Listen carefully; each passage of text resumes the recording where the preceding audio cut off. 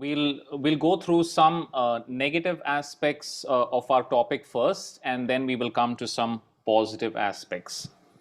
आज का जो हमारा विषय है, पहले हम उस विषय के कुछ नकारात्मक चीजों को देखेंगे, उसके बाद हम उसके जो सकारात्मक भाग है उसको हम देखेंगे. So first, we will look into some consequences of sexual immorality with the help of some biblical examples. हम बाइबल के कुछ उदाहरणों के द्वारा ये जो यौन अनैतिकता है, इस विषय के जो कुछ परिणाम होते हैं उसके बारे में हम देखेंगे. Yeah, let's read Judges chapter 14 verses 1 to 4. Judges chapter yeah. हम बाइबल में न्यायों का किताब 14 अध्याय 1 से 4 वचन पढ़ेंगे. Shall I read in Hindi, brother? Yeah, good. न्यायों का पुस्तक 14 अध्याय 1 से 4, the book of Judges chapter 14 verses 1 to 4. शिमशोन तिम्ना को गया और तिम्ना में एक फलिश्ती स्त्री को देखा. तब उसने जाकर अपने माता पिता से कहा, तिम्ना में मैंने एक फलिश्ती स्त्री को देखा है, सो अब तुम उससे मेरा ब्याह करा दो. उसके माता पिता ने उससे कहा, क्या तेरे दाइयों की बेटियों में वह हमारे सब लोगों में कोई स्त्री नहीं है कि तू खतनाहीन फलिश्तियों में से स्त्री ब्याहने चाहता है? शिमशोन ने अपने पिता से कहा, उसी से मेरा ब्याह करा दे, क्योंकि मुझे वही अच्छी लगती है. उसके माता पिता न जानते थे कि यह बात यहोवा की ओर से होती है कि वह फलिश्तियों के विरुद्ध दाव ढूंढता है. उस समय तो फलिश्ती इजराइल पर प्रभुता करते थे. Now, the people of Israel had got into a covenant relationship with God. Israel के जो लोग थे वो परमेश्वर के साथ एक वाचा के संबंध में बंधे थे. And they were told, God had given them an instruction that you should marry only among yourselves. और प्रभु ने उन्हें ये जो निर्देश दिए थे कि आप जो है इजरायली जो लोग जो है वो अपने ही लोगों के बीच में उन्हें ब्याह करना है. Now here this young man Samson wants to marry a Philistine girl. और यहाँ पर हम पढ़ते हैं ये युवा व्यक्ति शिमशोन जो है वो एक फलिश्ती स्त्री से ब्याह करना चाहता है. And as would be expected, his parents opposed that. और जैसे कि हम सोच ही सकते हैं उसके माता पिता जो है वो इस बात का विरोध करते हैं. But the surprising thing here in verse 4 is that it says that this proceeded from the Lord. This was coming from God. लेकिन आश्चर्य की बात यह है कि चौथे वचन में इस प्रकार लिखा है कि ये सारी जो बातें थी वो यहोवा के द्वारा ही थी. So God had allowed Samson to see this girl, and Samson was attracted to her. So this matter was coming from God. तो परमेश्वर ने ही शमशोन को उस फलिश्ती स्त्री से मिलने का जो वो घटना हुई थी वो परमेश्वर के ओर से ही थी, और उसे देखने के बाद जो है शमशोन उसे आकर्षित हो गया. तो ये सारी बातें परमेश्वर की ओर से ही थी. Now, why would God, how can it say like this that this is from the Lord when God only had commanded these people not to marry the people of other countries? तो हम ये कैसे समझ सकते हैं कि यहाँ पे लिखा है ये बातें परमेश्वर की ओर से ही थी, जबकि परमेश्वर ने इनसे ये भी कहा था कि तुम दूसरे जातियों के लोगों से शादी मत करना. The picture becomes a little clear when we consider the rest of Samson's life. और जब हम शमशोन के बाकी के जीवन को देखते हैं तो चित्र जो है जरा सा साफ होने लगता है. Some years later, Samson went and met a prostitute. और कुछ सालों बाद यही शमशोन जाकर एक वेश्या स्त्री से मिलता है. And then later he had an affair with a woman called Delilah. और उसके बाद डेलाइला नामक एक स्त्री के साथ भी उसके कुछ संबंध बनते हैं. So there were many women involved in Samson's life. He was very weak in this area. तो शमशोन के जीवन में बहुत सारी स्त्रियां आई थी और इस क्षेत्र में शमशोन काफी कमजोर था. And eventually his downfall also came because the woman that he was after, she betrayed him. और अंत में हम पढ़ते हैं कि किस प्रकार शमशोन के जीवन का अंत भी उसी प्रकार हुआ, क्योंकि जिस स्त्री से वो प्रेम रखता था उस स्त्री ने उसे धोखा दिया. Now at the start of Samson's life, like at his birth, there we see that Samson was given a special mission when he was born. और अगर हम शमशोन के जन्म के बारे में पढ़ते हैं तो हम पढ़ते हैं कि किस प्रकार उसके जन्म के समय ही एक खास मकसद से एक खास मकसद उसे दिया गया था. And this mission was that he was supposed to deliver the people of Israel from their Philistine oppressors. और ये मकसद या फिर उद्देश्य उसके जीवन का ये था कि उसे इजराइल के लोगों को फिलिस्ती जो उनके ऊपर राज करते थे उनके चंगुल से उन्हें इजरायलियों को छुड़ाना था. But he was never interested in fighting for his country. लेकिन शमशोन जो है वो कभी भी अपने लोगों के लिए युद्ध करने के लिए ज्यादा इंटरेस्टेड नहीं था. He only wanted to have sexual fun. उसे केवल जो यौन उसके जो संबंध थे उसी में वो ज्यादा ध्यान देता था. And so this is how God allowed it to happen. This fellow fell in love with a Philistine girl. और इस प्रकार हम देखते हैं कि परमेश्वर ने ये बातें करी कि ये जो व्यक्ति है शमशोन वो एक फिलिस्ती स्त्री से आकर्षित हुआ. And then he married this girl. और उसके बाद उसने इस स्त्री से ब्याह किया. And then he got into a quarrel with her village people. और उसके बाद इस स्त्री के गांव के जो लोग हैं उनके साथ शमशोन उसकी एक मुठभेड़ हुई. And in this way there were many fights between Samson and the Philistines. और इस प्रकार शमशोन और फिलिस्ती लोगों के बीच में काफी सारे लड़ाई झगड़े होते रहते थे. And to some extent Samson fulfilled God's purposes for his life, and that was to begin to deliver the people of Israel from the Philistines. और कुछ हद तक परमेश्वर की जो योजना थी शमशोन के जीवन के लिए वो कुछ हद तक पूरी हुई, जो थी कि फिलिस्ती लोगों के चुंगल से उसे इजरायलियों को बचाने का जो वो प्रोसेस था वो शुरू करना था. Yeah, but it happened in a very painful way. In fact, he killed more people when he died than when he was living.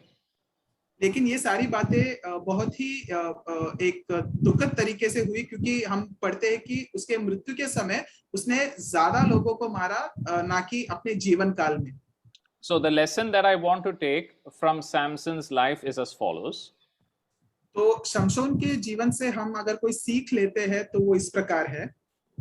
God has certain purposes of our life for our lives. परमेश्वर की हमारे हर एक के जीवन से कुछ उद्देश्य है. And these purposes may get partially fulfilled or they may not get fulfilled if we are in rebellion against him. और ये जो उद्देश्य है हमारे जीवन के लिए ये शायद से पूरी तरह से शायद से आधी तरीके से पूरे हो सकती है या फिर पूरा हो ही नहीं सकता है. इस पर निर्भर करता है कि हम किस प्रकार परमेश्वर के खिलाफ हैं. Yeah. So if we are into sexual immorality, these purposes either can get spoiled completely, or even if they get fulfilled, it will be very painful for us. तो अगर हम यौन अनैतिकता में पड़ जाते हैं तो परमेश्वर की जो उद्देश्य है हमारे जीवन के लिए या तो वो पूरी होंगी ही नहीं या फिर वो जब पूरी होगी तो हमें काफी तकलीफ होगी उससे. If Samson was a righteous man, then God would have led him to marry an Israelite girl. अगर शमशोन एक धार्मिक व्यक्ति होता तो परमेश्वर उसे इजराइल की ही एक लड़की के साथ उसका शादी करा देते थे. And they would have a stable married life. और उन दोनों का जो है एक संतुलित वैवाहिक जीवन होता था. And he would go to fight against the Philistines the same way David went. और जिस प्रकार राजा दाऊद फिलिस्ती लोगों से लड़े थे उसी प्रकार शायद से शमशोन भी उनसे लड़ता. Everything would have happened in a much smoother and a less painful way if Samson had been obedient to God in this area of his life. और सभी बातें जो थी वो काफी सरल और बिना दुख दिए उस तरीके से होती थी अगर शमशोन परमेश्वर की बातें मानता और इस क्षेत्र में अगर वो इतना कमजोर ना होता. Yeah. Now let us go to 2 Samuel chapter 13. 2 Samuel chapter 13 verses 1 and 2. हम दूसरा शमूएल 13 अध्याय 1 और 2 वचन पढ़ेंगे. दूसरा शमूएल 13वां अध्याय 1 और 2 वचन. 2 Samuel chapter 13 verses 1 to 2. इसके बाद तामार नाम एक सुंदरी जो दाऊद के पुत्र अबशलोम की बहन थी, उस पर दाऊद का पुत्र अमनोन मोहित हुआ और अमनोन अपनी बहन तामार के कारण ऐसा विकल हो गया कि बीमार पड़ गया, क्योंकि वह कुमारी थी और उसके साथ कुछ करना अमनोन को कठिन जान पड़ता था। David was a man of God, but for him also one of the weak areas of his life was in the area of his sexual faculty. हम जानते हैं कि दाऊद राजा जो थे वो परमेश्वर के एक अच्छे दास थे, लेकिन इस यौन संबंध के जो क्षेत्र है उसमें भी दाऊद राजा भी काफी कमजोर थे। And one of the ways in which that weakness is expressed is that the man marries many women. और इसका हम देख सकते हैं कि इस क्षेत्र में उनकी जो कमजोरी है वो इस प्रकार दिखती है कि दाऊद ने कई सारी स्त्रियों से विवाह किया था। So the children are half brothers and half sisters. तो उनके जो बच्चे थे वो आधे जो भाई बहन है, जो सौतेले भाई बहन जो बोलते हैं वैसे थे। Yeah. So Amnon and Tamar, one young man and young woman, they had David as their father, but their mothers were different.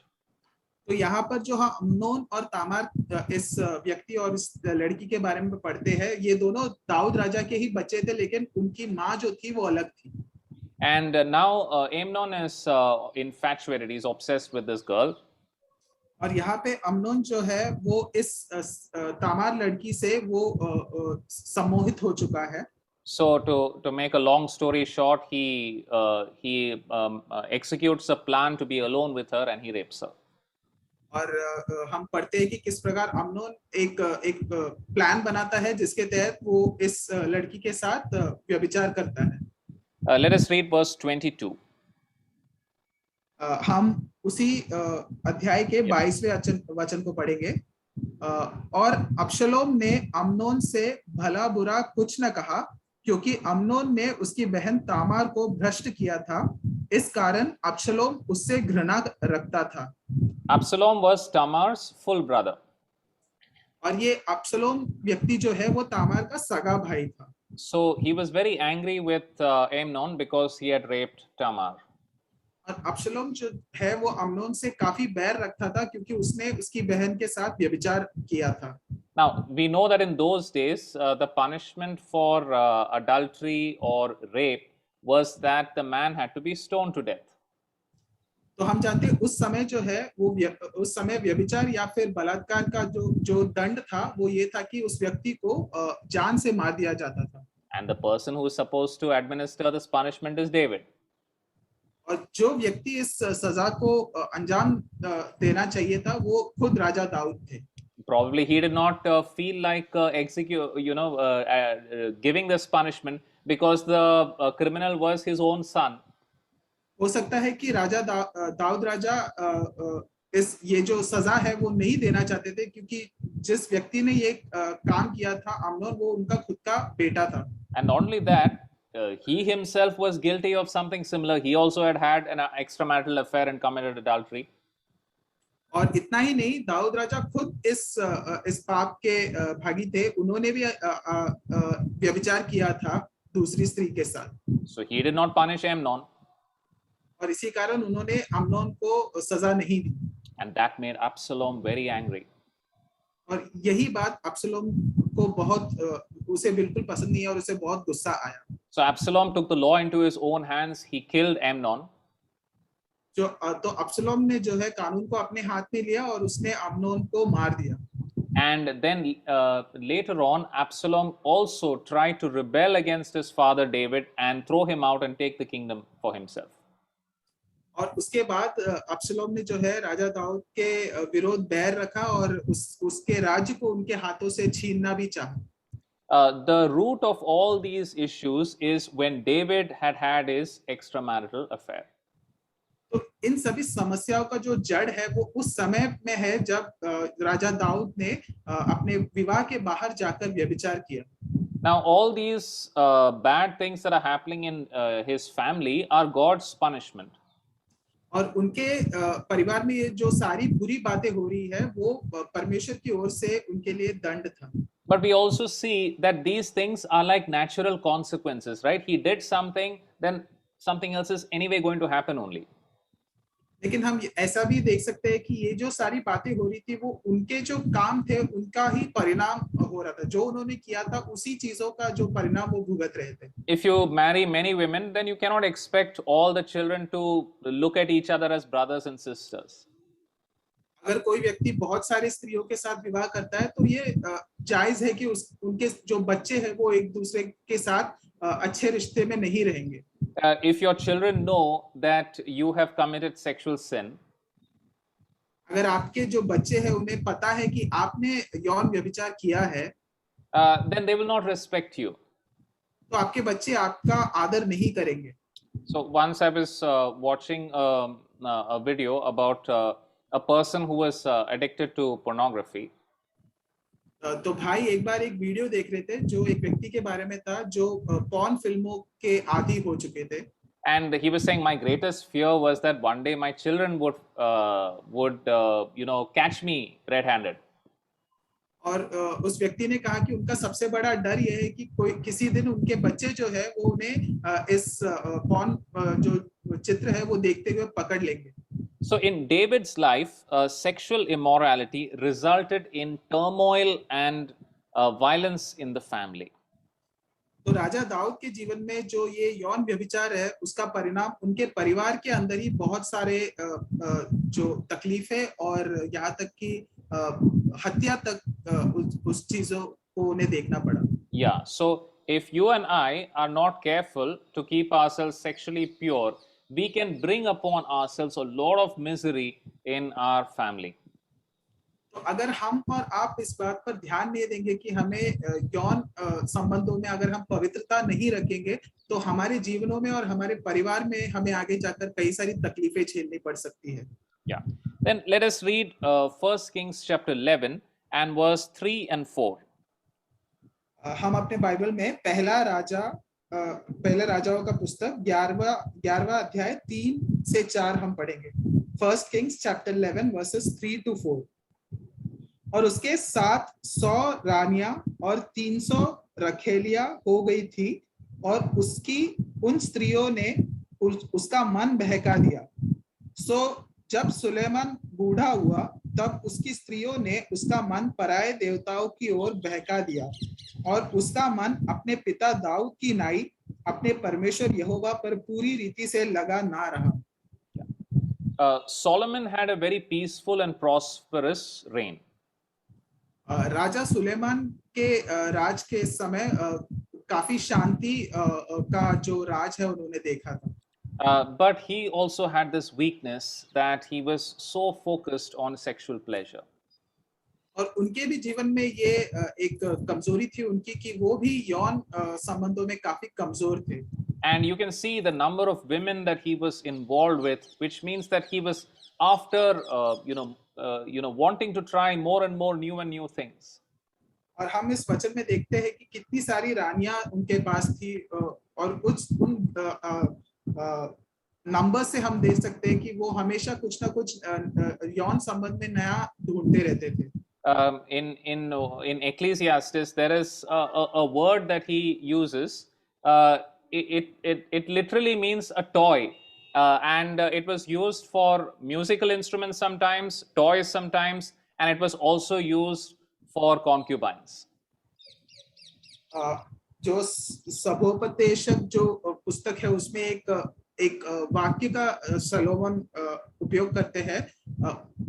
Brother, could you say that once again? Yeah, he uses a word which in Hebrew can mean a toy, it can mean a musical instrument, it can mean a concubine also.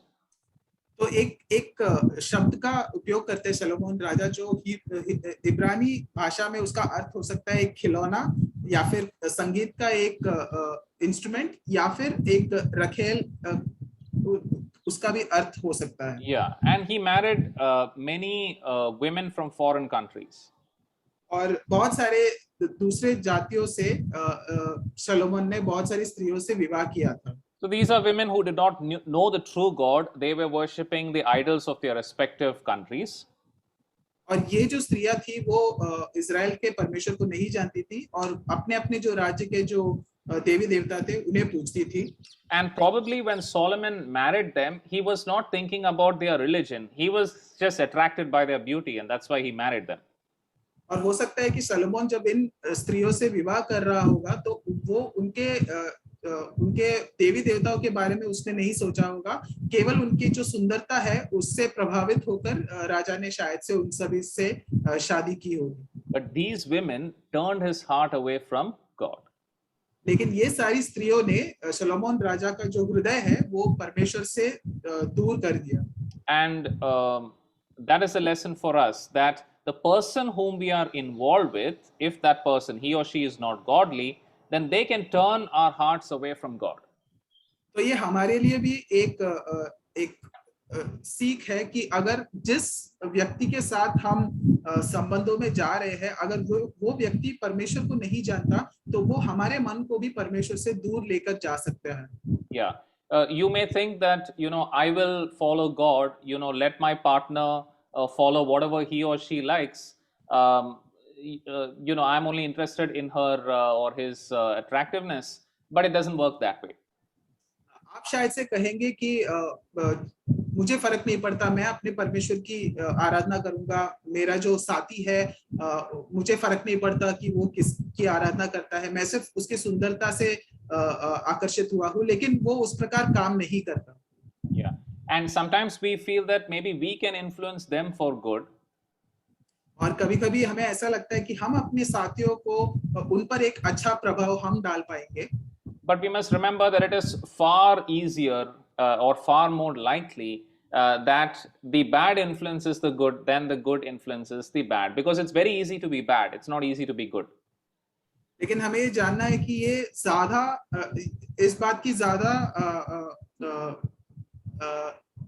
Possibility है कि जो बुरा चीज है वो अच्छे को influence करे, ऐसा, क्योंकि बुरा बनना बहुत आसान है लेकिन अच्छाई को पकड़े रहना बहुत मुश्किल है. Yeah. So God has not made this as a way of evangelism, that is for a believer to marry an unbeliever. तो परमेश्वर ने इसे इस प्रकार नहीं बनाया है कि हम जो अविश्वासी लोग हैं उनसे शादी कर कर हम उन्हें यीशु मसीह में लाए. इस प्रकार का जो योजना है वो परमेश्वर ने नहीं बनाया है. Yeah. So Solomon's life gives us a lesson. Sexual immorality can lead us, can make people turn our heart away from God. और राजा सुलेमान के जीवन से हमें ये सीख मिलती है कि जो यौन अनैतिकता है या व्यभिचार है वो हमारे हृदयों को परमेश्वर से दूर लेके जा सकते हैं. हमारे साथी जो है वो हमारे हृदयों को परमेश्वर से दूर लेके जा सकते हैं. Yeah. Then my next example is Solomon's grandson, whose name is Abijah.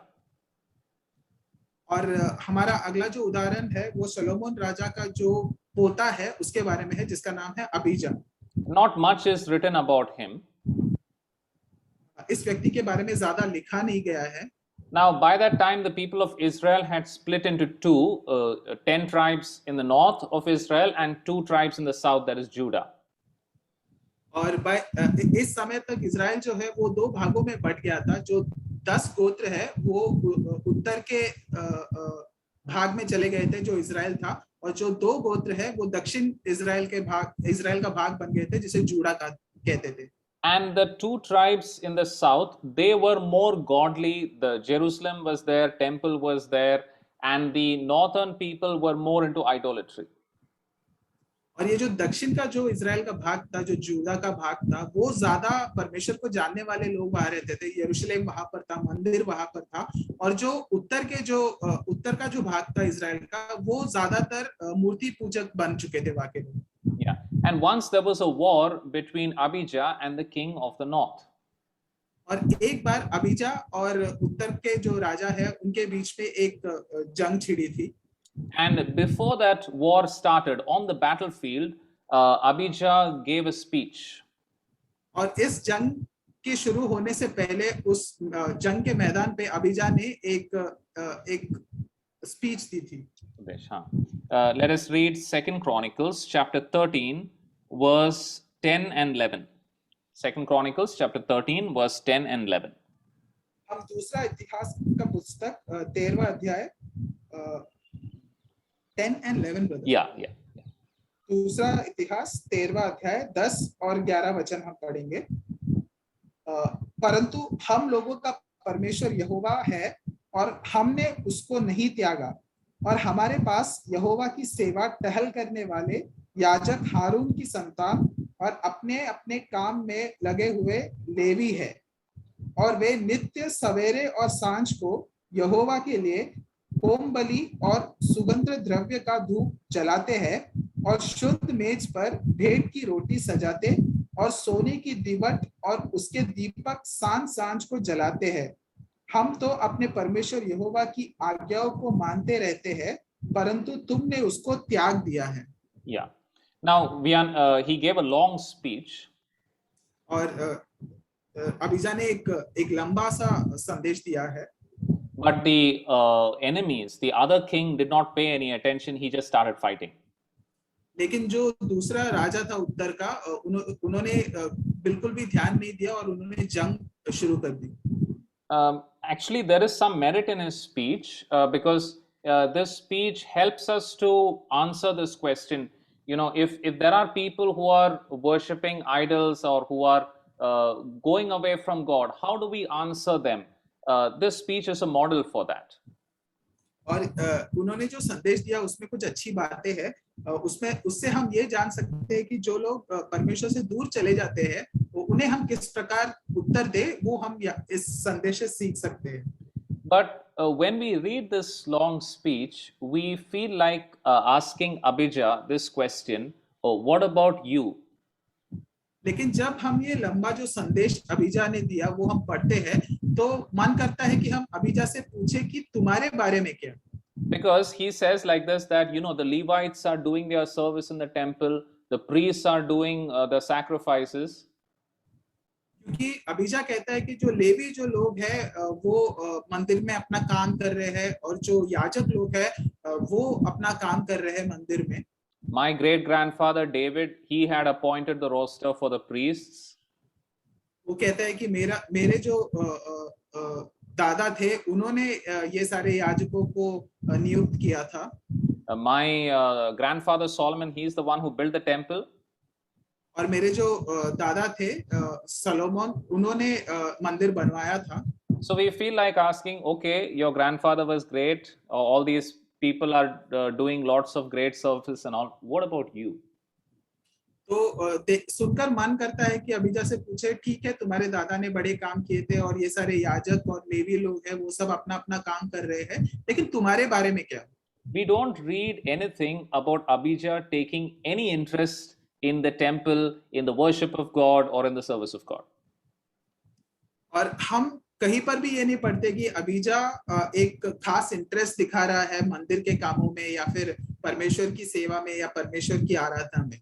In fact, we are not going there, but in the First Kings chapter 15, it says that he walked in the sins of his father. His heart was not perfect with God.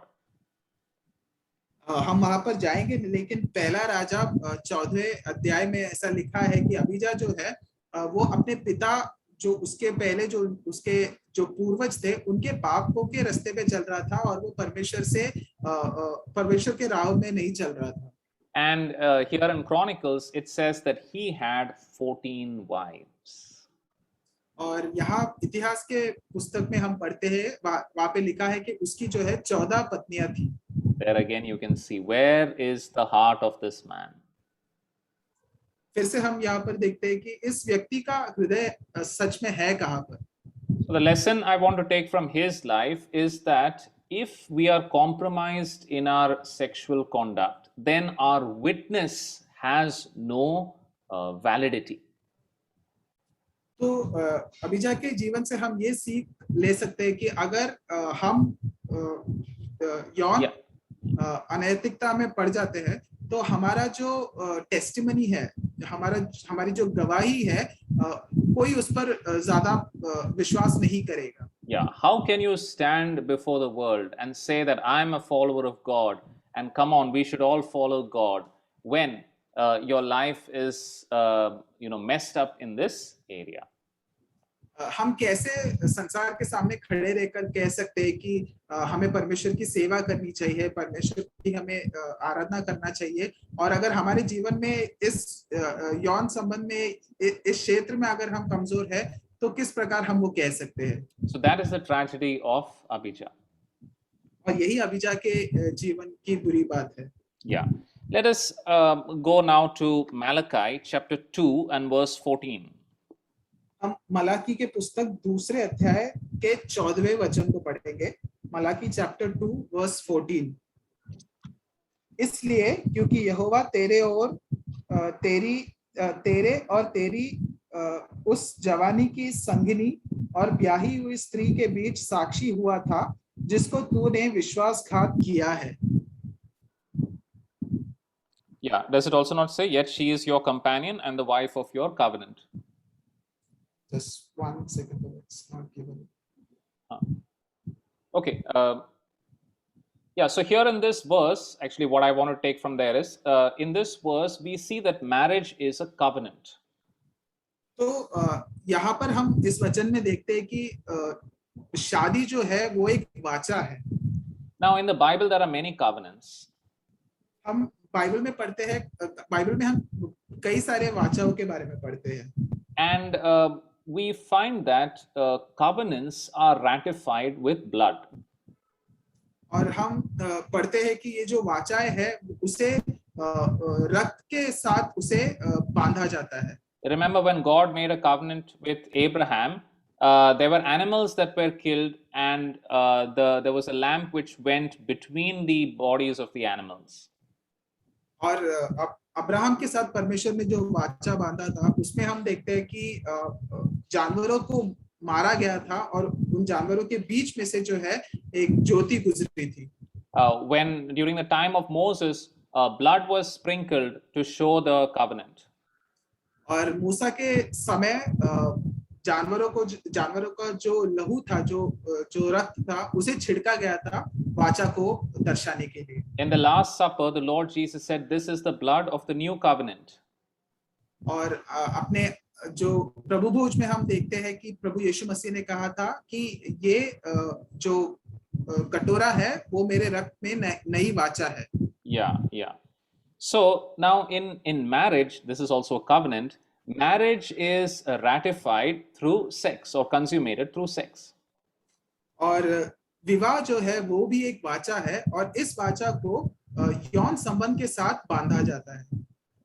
And just like other covenants, this sex also involves an exchange of life. Just like blood involves, there was shedding of blood.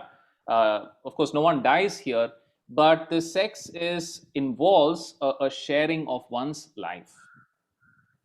और बाकी वाचाओं में जिस प्रकार लहू बहाया जाता है और लहू के द्वारा जो जीवन है वो दिया जाता है, उसी प्रकार शादी विवाह के संबंध में, विवाह के वाचा में यौन संबंध के द्वारा जीवन का जो है आदान प्रदान होता है।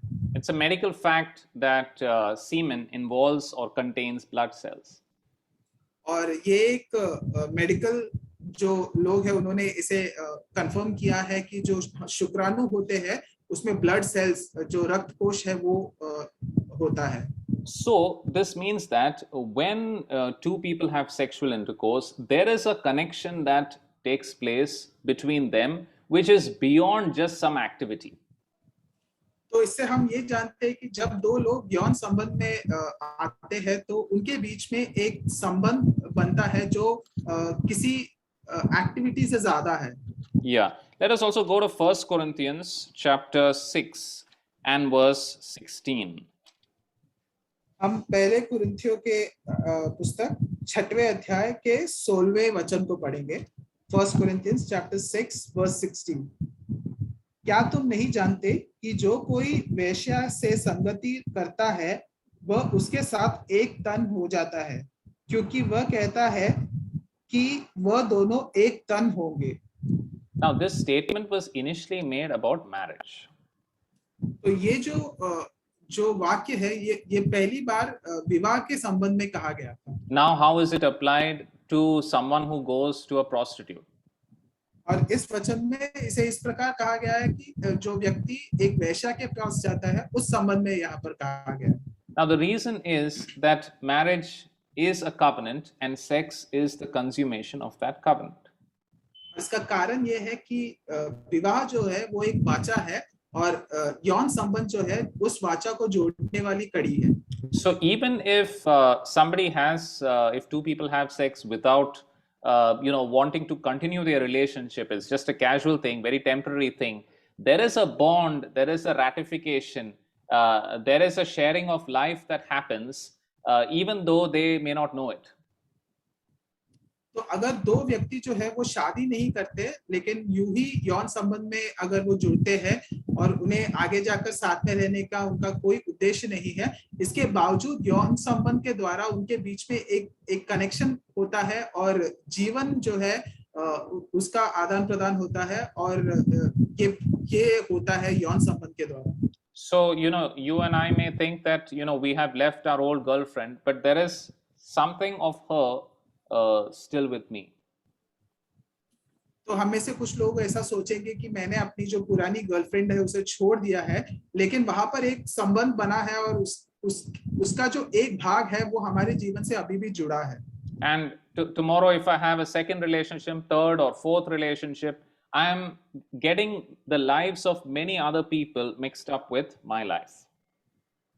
और उसके बाद अगर हम किसी और लड़की के साथ एक रिश्ते में जाते हैं और उसके बाद किसी और लड़की के साथ एक रिश्ते में जाते हैं, तो जितने ज्यादा लोगों के साथ हम संबंध बनाते हैं उन सभी के साथ हमारे जीवन का एक जुड़ाव हो जाता है। Yeah. Tomorrow, if I finally get married, then I will find it difficult to be fully available to this spouse of mine because there are so many other people who are into my life. और आगे जाकर अगर मेरा विवाह हो जाता है किसी एक स्त्री के साथ, तो मैं पूरी तरीके से उस स्त्री के साथ नहीं रह पाऊंगा क्योंकि ये सारे जो लोग हैं जो मेरे जीवन में आ चुके हैं, मैं कहीं ना कहीं उन सभी के साथ जुड़ा हुआ हूँ। Yes. So we have seen some bad consequences of sexual immorality. तो हमने यौन अनैतिकता के बारे में जो कुछ नकारात्मक चीजें हैं वो अभी देखी। Now let us study a little bit about how to decide what is right versus what is wrong. और आगे हम ये देखेंगे कि किस प्रकार हम ये निश्चय करें कि क्या सही है और क्या गलत है। There are some things where there is a direct biblical command, so there is no confusion or question about those things. कुछ विषयों में बाइबल के द्वारा एक डायरेक्ट निर्देश दिया जाता है, इसीलिए उन विषयों में ज्यादा जो कंफ्यूजन नहीं होता। Yeah. There is a principle we can apply, that is, there are some things you are responsible for and there are some things you are not responsible for. एक बात हम जान सकते हैं कि कुछ ऐसी बातें हैं जिसके लिए हम जिम्मेदार होते हैं और कुछ ऐसी बातें हैं जिसके लिए हम जिम्मेदार नहीं होते। Yeah, let us read Matthew chapter 5 and verse 28. हम मत्ती की पुस्तक 5वां अध्याय 28वां वचन पढ़ेंगे। Matthew chapter 5 versus 28। परंतु मैं तुमसे यह कहता हूँ कि जो कोई किसी स्त्री पर कुदृष्टि डाले वह अपने मन में उससे व्यभिचार कर चुका है। Yeah, so here the Lord says that the sin is committed when you look with the intention of lusting. और यहाँ पर यीशु मसीह ये कह रहे हैं कि जो पाप है वो उस समय घटित हो चुका है जब आपने एक गलत तरीके से एक कुकर्मी तरीके से एक स्त्री पर अपनी दृष्टि डाली है। Suppose I just noticed that somebody is good looking. मान लीजिए कि हम देखते हैं कि कोई व्यक्ति जो है वो दिखने में काफी आकर्षणीय है। And suppose I really feel good, seeing such a person because she's attractive. और उस लड़की को देखकर हो सकता है कि मुझे अच्छा लगे क्योंकि वो मैं आकर्षित हो गया हूँ उसके प्रति। But there is no sin just because she looks beautiful and my body or my mind responds in a particular way. There is no sin in that. लेकिन इस बात में कोई पाप नहीं है क्योंकि उस वो जो लड़की है वो दिखने में सुंदर है और मेरी आंखों ने उसे देखा है, इसमें कोई पाप नहीं है। But there is sin when I deliberately look with the purpose, when I think to myself that, yeah, let me think, let me fantasize about this person. लेकिन अगर जिस प्रकार से हम उस लड़की को देखते हैं, अगर उसमें किसी प्रकार का यौन जो एंगल है वो उसमें आ जाता है, तब वो गलत होता है। Suppose we get thoughts in our mind which are not good thoughts. Just getting the thoughts is not wrong. और अगर हमारे मन में कुछ ऐसे विचार होते हैं जो अच्छे विचार नहीं है, तो उन विचारों का आना गलत नहीं है। But it is wrong to decide that, okay, now let me think more about this, let me continue to dwell in this. लेकिन वो गलत तब होता है जब हम निश्चय करते हैं कि ठीक है, अब मुझे ये जो विचार है मुझे उस पर ज्यादा सोचना चाहिए और आगे भी मुझे सोचते रहना चाहिए। So when we think about right and wrong, think on these lines: what is it that you are responsible for, and what is it that is not in your control, that you're not responsible for. तो जब हम सही और गलत चीजों के बारे में सोचते हैं, हमें ये जानना जरूरी है कि वो कौन सी बातें हैं जिसके लिए हम जिम्मेदार हैं, और वो कौन सी बातें हैं जो हमारे नियंत्रण में नहीं है, जिसके लिए हम जिम्मेदार नहीं हैं। Then there is another principle, and that is we should not do something which could be an offense or a stumbling block to somebody else. और एक और विषय ये है कि हमें ऐसे कोई कार्य नहीं करने चाहिए वो जो किसी और के लिए एक रोड़े का काम करे। Yeah. Everybody is, when we behave and interact with each other, everybody is comfortable with some things, not comfortable with some things. If you know that there is something wrong in something, but yet it is a offense or a stumbling block to somebody else, then we should avoid doing that. तो हम जब लोगों के साथ बातें करते हैं, उनसे उनके साथ इंटरेक्ट करते हैं, अगर कोई ऐसी बात हम जानते हैं जिसके द्वारा किसी और के जीवन में वो एक रोड़ा बन सकता है, तो हमें वो नहीं करना चाहिए। Yeah. Let us read a couple of verses. Genesis chapter 20, verse 5 and 6. हम बाइबल के उत्पत्ति के पुस्तक 20वें अध्याय के 5 और 6 वचनों को पढ़ेंगे। Genesis chapter 20 verses 5 and 6. क्या उसी ने स्वयं मुझसे नहीं कहा कि वह मेरी बहन है, और उस स्त्री ने भी आप कहा कि वह मेरा भाई है। मैंने तो अपने मन की खराई और अपने व्यवहार की सच्चाई से यह काम किया।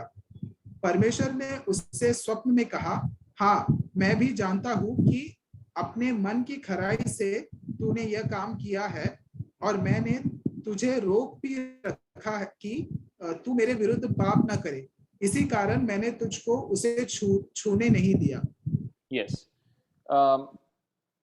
Here is a man who was about to do something wrong, but without knowing it. So he was acting in his innocence. तो यहाँ पर हम एक ऐसे व्यक्ति के बारे में पढ़ रहे हैं जो एक कार्य करने वाला था, लेकिन वो नहीं जानता था कि ये कार्य जो है वो गलत है, उसे जाने बिना वो करने वाला था। And God honors the fact that he was doing it with an innocent heart. He did not know that it was wrong. और परमेश्वर इस बात से सहमत है, वो कहते हैं कि मैं जानता हूँ कि तू ये कार्य जो करने वाला था, तुझे नहीं पता था कि वो गलत है। So in our lives also, the heart is very important. If you want to meet someone, or if you want to spend time with someone, any decision is to be taken regarding a relationship or anything.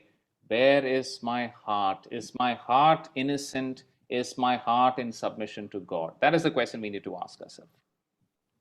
तो हमारे जीवनों में भी ये बात जानना बहुत जरूरी है कि हमारा हृदय किस जगह पर है। अगर हम किसी से मिलना चाहते हैं या किसी से वक्त बिताना चाहते हैं किसी के साथ, तो हमें ये पूछना जरूरी है कि मेरा हृदय कहाँ पर है, और मेरा जो हृदय है उसमें क्या चल रहा है। Yeah. When speaking about right and wrong, we don't have to go beyond whatever the Bible says. और जब हम सही और गलत के बारे में बात करते हैं, तो हमें बाइबल में जो लिखी है उसके परे जाने की जरूरत नहीं है। Then let us see one or two truths about the way of having victory over sexual immorality. तो हम एक या दो ऐसी बातों के बारे में चर्चा करेंगे जो हमें बताती है कि इस यौन अनैतिकता के ऊपर किस प्रकार विजय प्राप्त कर सकते हैं। Let us read Romans chapter 13 and verse 14. हम रोमियो की पुस्तक 13वां अध्याय और 14वां वचन पढ़ेंगे। Romans chapter 13 verse 14। वरन प्रभु यीशु मसीह को पहन लो और शरीर की अभिलाषाओं को पूरा करने का उपाय न करो। So there is a positive aspect and a negative aspect. तो यहाँ पर एक सकारात्मक भाग है और एक नकारात्मक भाग है। Now the negative aspect is that don't give any opportunity, don't give chances for the flesh to fulfill its lusts. और नकारात्मक जो भाग है वो ये है कि शरीर की अभिलाषाओं को जो है हमें पूरा करने का मौका नहीं देना चाहिए। So we all know what is it that triggers us or what is it that tempts us. तो हम सब जानते हैं कि वो ऐसी कौन सी बातें हैं जो हमें ललचाती है और जो हमें ट्रिगर करती है। So you try your best to avoid those triggers. और हमें जितना हमसे हो सके उन चीजों से दूर रहना चाहिए। And then the positive side is you work on your relationship with God. और उसका सकारात्मक भाग ये है कि हमें परमेश्वर के साथ के अपने संबंध पर काम करना चाहिए। God does not want us to focus on any issue. परमेश्वर नहीं चाहते कि हम किसी एक विषय पर अपना ध्यान पूरा लगाएं। Sexual immorality is one issue, and like that, there are many issues which all have their importance. यौन अनैतिकता और उसी प्रकार के बहुत सारे विषय हैं जिनका अपना ही महत्व है। But the focus, the central theme of our life is supposed to be God Himself. लेकिन हमारे जीवन का जो मुख्य उद्देश्य है, जो केंद्र बिंदु है, वो परमेश्वर के साथ हमारा जो रिश्ता है वो होना चाहिए। Suppose I look at all the commandments that are there about sexual immorality and I try to think like this that, oh, I have to not do that, I have to not do this. The more I think about them, the more I'll feel like doing them. अगर जो यौन अनैतिकताओं के बारे में जितने भी जो commands दिए गए हैं, जितने भी जो आज्ञाएं दी गई है, अगर हम उनमें एक एक करके देखेंगे और सोचेंगे कि मैं ये नहीं करूंगा, तो हो सकता है कि हम वो करने में हमें वो लालसा आ जाए। But we focus on the Lord Jesus Christ. Let Him live through my life, and as He lives through my life, He lives through me. So His character comes out, and His character is righteous. There is no immorality in that. हमें इस बात पर ध्यान देना चाहिए कि यीशु मसीह को जो है हमें अपने जीवन के द्वारा जीने देना चाहिए और उनका जो स्वभाव है उसे हमारे जीवनों के द्वारा जीने देना चाहिए। उनके स्वभाव में कोई अनैतिकता नहीं है, कोई अधार्मिकता नहीं है। And thus, as He lives through us, we will live lives that are righteous. We will have victory over immorality. और जब यीशु मसीह हमारे जीवनों के द्वारा जीते हैं तो हम धार्मिकता में चलेंगे और हम इन सारे जो बातें हैं उन पर विजय प्राप्त कर सकते हैं। Yeah. So these were some general principles from the Bible related to sexual immorality. और ये सारी बातें जो है वो बाइबल में से कुछ बातें हैं जो यौन अनैतिकताओं के बारे में लिखी गई है। There are many other small issues, small topics in this on which we can go on and on. और इसी के अंदर बहुत सारे छोटे ऐसे विषय हैं जिनके बारे में हम पूरा दिन बात कर सकते हैं। Which I did not touch upon right now. But if there is anything else that anyone would like to speak about or ask, then please feel free to do so. तो भाई ने उन सारी बातों के बारे में एक साथ यहाँ पर बताया नहीं है, लेकिन अगर कोई ऐसा विषय है जो आप चाहते हैं कि जिसके बारे में आप बात करना चाहते हैं या पूछना चाहते हैं तो आप कर सकते हैं। But may God help us to live sexually pure lives. और परमेश्वर हमारी सहायता करे कि हम जो ये यौन संबंध के विषय में एक पवित्र जीवन हम जी सकें।